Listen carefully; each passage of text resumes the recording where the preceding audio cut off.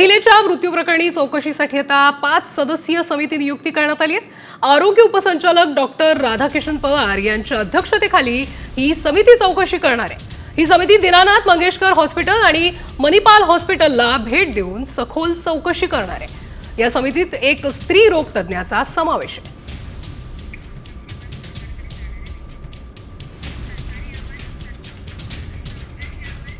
आणि हा चौकशी अहवाल आता सरकारकडे जाणार आहे।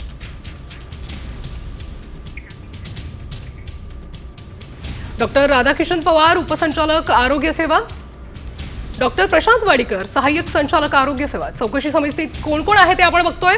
डॉक्टर नागनाथ यंपले जिल्हा शल्य चिकित्सक आणि जिल्हा रुग्णालय औंध, डॉक्टर नीना बोराडे मुख्य वैद्यकीय अधिकारी पुणे महानगरपालिका, डॉक्टर कल्पना कांबळे वैद्यकीय अधिकारी स्त्री रोग तज्ञ।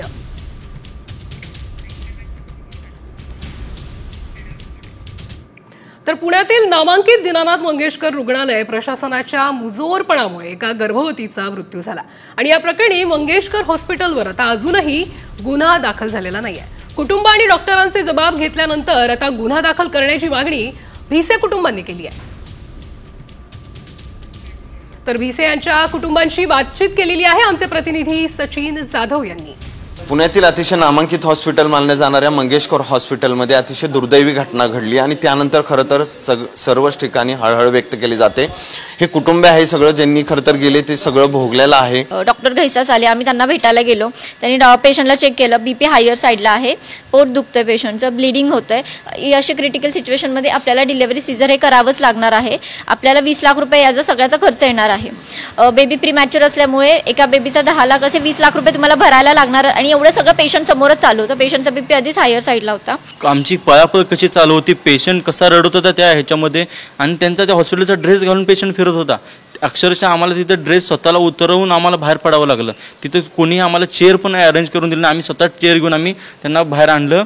जनतेने विचार करावा की आपण कुठल्या हॉस्पिटलला डोनेट करतो, आपण काय करतो आहे ना। आमच्या सोशल मीडियावर ट्रायल चालू आहेत, मीडियामध्ये ट्रायल चालू आहेत। आम्हाला सगळ्यात महत्त्वाचं एवढंच वाटतं की आमच्या वहिनी निघून गेल्यात आणि जेव्हा बेंगलोरमधनं दिल्लीमधनं जस्टिस फॉर तनिषा ही मुवमेंट चालू झाली तर आपल्या पण पुण्यातल्या लोकांनी पण याच्यासाठी उभं राहावं आणि जाब विचारावा। हॉस्पिटलला गेल्यानंतर त्यांना मात्र दीनानाथ मंगेशकरमध्ये त्यांना जी परिस्थिती झाली ही त्यांनी त्या सगळ्यांनी आपल्याला सगळ्यांनी सांगितली आहे। कॅमेरामन सुमितसह सचिन जाधव।